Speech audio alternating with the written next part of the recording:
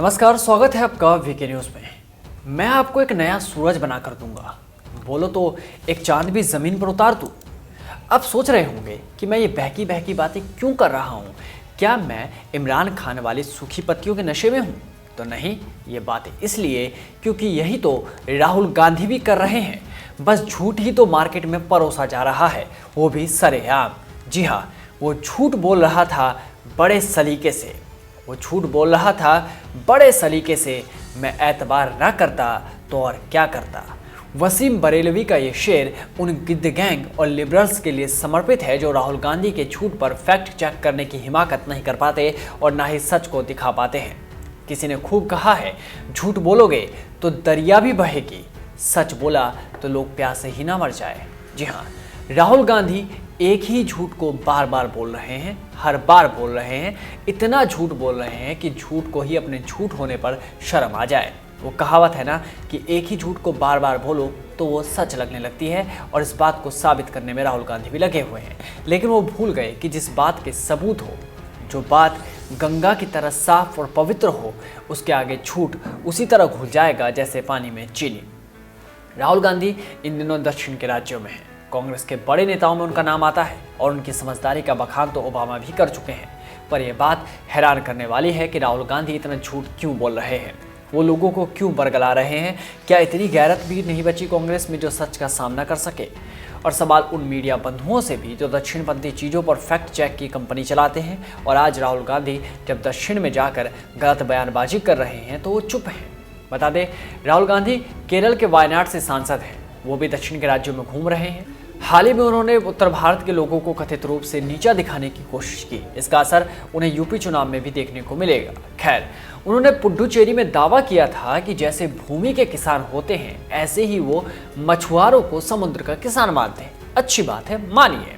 इसके साथ ही उन्होंने ये पूछा था कि जब भूमि के किसानों के लिए मंत्रालय है तो फिर समुद्र के किसानों के लिए दिल्ली में मंत्रालय क्यों नहीं? लेकिन कमाल की बात यह है कि राहुल गांधी को मालूम है कि मत्स्य मंत्रालय है। बताते हैं कैसे। फिर उन्होंने यही बात अब केरल के कोल्लम स्थित थांगसेरी बीच पर वहां के मछुआरों से बात करते हुए कही।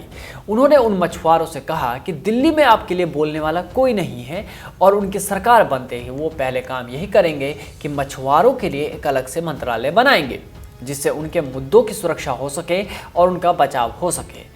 राहुल गांधी उस चीज को देने की बात कर रहे हैं जो मोदी सरकार दे चुकी है, यानी कि मत्स्य मंत्रालय। जो चीज पहले ही अस्तित्व में है, राहुल गांधी उसे दोबारा कैसे लाएंगे, ये एक सवाल है। ठीक उसी तरह जैसे कोई दिलफेक आशिक अपनी महबूबा से कहता है कि मैं तेरे लिए चांद तारे लाऊंगा और इस बात का वास्तविकता से कोई मतलब ही नहीं है। ठीक उसी तरह राहुल गांधी भी मत्स्य मंत्रालय लाने की बात कर रहे हैं, तो आपको वो सच्चाई बताते हैं जिसे वामपंथी सोच वाली मीडिया नहीं दिखा रही है और इस बात को ठंडे बस्ते में डाल रही है। एक सवाल उनसे भी है जो किसी भी आंदोलन में गोदी मीडिया चिल्लाते हुए नजर आते हैं। वो भी सच के इस आईने को एक बार देख ले और इस सवाल का जवाब जनता को दे कि जब एक पूरा का पूरा मंत्रालय और विभाग मत्स्य पालन, मछुआरों और मछली से होने वाले व्यापार को समर्पित है, फिर भी राहुल गांधी बार बार एक ही झूठ को क्यों दोहरा रहे हैं। बता दें कि बेगूसराय से कन्हैया कुमार को हराकर सांसद बने गिरिराज सिंह पशुपालन, डेयरी एवं मत्स्य विभाग के केंद्रीय मंत्री हैं। सच भी जान लीजिए जो गिद्ध गैंग आपको शायद ही बता पाए। इस मंत्रालय का गठन 2019 में मई के महीने में प्रधानमंत्री मोदी ने किया था। जाहिर तौर पर किसानों की आय दोगुनी करने में कहीं पशुपालक और मत्स्य पालक पीछे ना रह जाएं, दुग्ध और मछलियों का व्यापार करने वालों का समुचित ध्यान रखा जा सके, उनके लिए योजनाएं बनाई जा सके, इसलिए इस मंत्रालय का निर्माण हुआ। जो काम मोदी कर चुके हैं उस काम को करने की बात कहकर राहुल गांधी गरीबों को बेवकूफ क्यों बना रहे हैं? सिर्फ वोट पाने के लिए देश की सबसे पुरानी पार्टी क्या इतनी गिर चुकी है? खैर, इस वीडियो में हम आपको एक एक करके सारी चीजें बताएंगे जो वामी मीडिया ना बताए। पहली बात, मत्स्य विभाग को भी दो भागों में बांटा गया है। एक है मरीन फिशरी यानी समुद्री मछली पालन, जैसा कि नाम से ही जाहिर है इसके अंदर भारत की लंबी समुद्री सीमा के आसपास रहने वाले मछुआरों की भलाई के लिए कार्य किया जाता है। दूसरी है इनलैंड फिशरी, जिसके अंदर नदियों और तालाबों में मत्स्य पालन करने वालों को बढ़ावा दिया जाता है, उनके भलाई के लिए काम किया जाता है। ये भी जान लीजिए कि 21 नवंबर को विश्व मत्स्य दिवस मनाया जाता है और इस अवसर पर गिरिराज सिंह ने कहा था कि वियतनाम में मत्स्य उत्पादन काफी अच्छा है, वहां से प्रेरणा ली जा रही है। सरकारी वेबसाइट से मिली जानकारी के मुताबिक मछुआरों को वैज्ञानिक तकनीक से मत्स्य पालन और मछली पकड़ने की विधि सिखाई जाती है, उन्हें प्रशिक्षण दिया जाता है, नाव मुहैया कराए जाते हैं और जिन राज्यों में पानी की अधिकता है वहां उनका उपयोग मत्स्य पालन में कैसे हो इसके लिए उपाय किए जाते हैं। मछलियों के स्टोरेज के साथ साथ डिजीज कंट्रोल पर भी कार्य हो रहा है। किन राज्यों की मछलियां स्पेशल है, उनके एक्सपोर्ट की व्यवस्था की जाती है, यानी सारे काम अपनी गति से हो रहे हैं। लेकिन ये बात राहुल गांधी को नहीं मालूम है शायद। खैर, सबूत गैंग को एक और सबूत देते हैं। जी हाँ, एक और आंकड़ा है जो ध्यान देने लायक है और ये है पशुपालन, डेयरी एवं मत्स्य विभाग के केंद्रीय मंत्री गिरिराज सिंह ने बताया है। उन्होंने बताया कि मोदी सरकार ने प्रधानमंत्री मत्स्य संपदा योजना बनाई है, जिसके तहत 20,500 करोड़ रुपए का मास्टर प्लान तैयार किया गया, जबकि भारत की स्वतंत्रता से लेकर 2014 तक इस विभाग के लिए मात्र 3,682 करोड़ ही खर्च किए गए। आप खुद ये अंतर देख लीजिए और समझ लीजिए।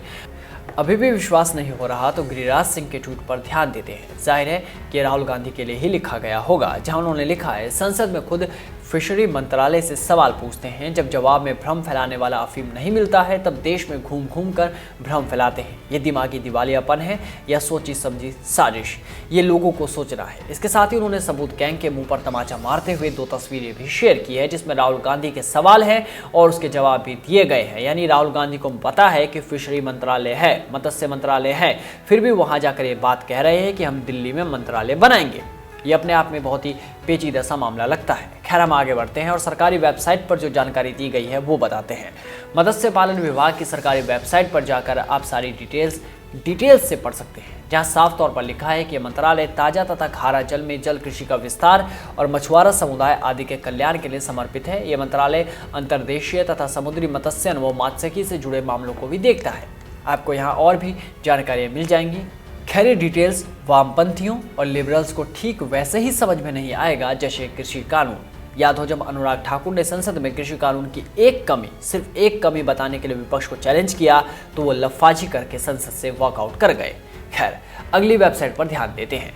प्रधानमंत्री मत्स्य संपदा योजना की भी अलग से वेबसाइट बनाई गई है, जहां अब तक खर्च की गई पूरी राशि के आंकड़े दिए गए हैं। वेबसाइट के मुताबिक इसमें 7 लाख लोगों को रोजगार या इसका लाभ मिला है। 2,500 करोड़ रुपए की राशि खर्च की जा चुकी है और इसका लक्ष्य है कि अगले 5 वर्षों में मछलियों का उत्पादन 70 लाख टन हो, 1 लाख करोड़ रुपए का एक्सपोर्ट हो और 55 लाख लोगों को प्रत्यक्ष या अप्रत्यक्ष रोजगार मिले। लेकिन ये सच, ये बातें वामी मीडिया उसी तरह दबा रहा है जैसे उनके समय में सरकारी फाइल गायब हो जाया करती थी। इस झूठ का सच बताने के लिए शायद अब बीजेपी को समुद्र में उतरना पड़े, क्योंकि मछलियां तो ये सब बता नहीं सकती।